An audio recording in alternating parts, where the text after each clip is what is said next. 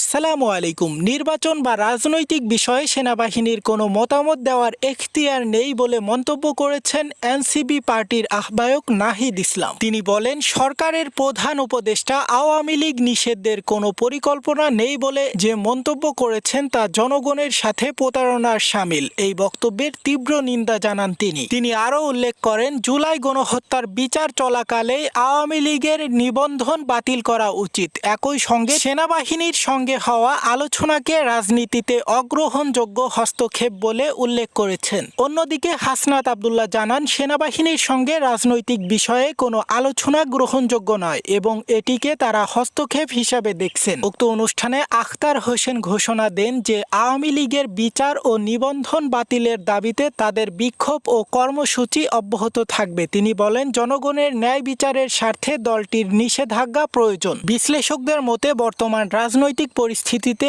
এনসিপির এই অবস্থান আগামী নির্বাচনের প্রেক্ষাপটে আরও উত্তপ্ত করতে পারে। আপনারা দেখছেন এইসে গ্লোবাল নিউজ, সাথে আছে আমি হুসাইন আহমেদ। সকল আপডেট পেতে আমাদের সাথেই থাকুন। সকলকে ধন্যবাদ।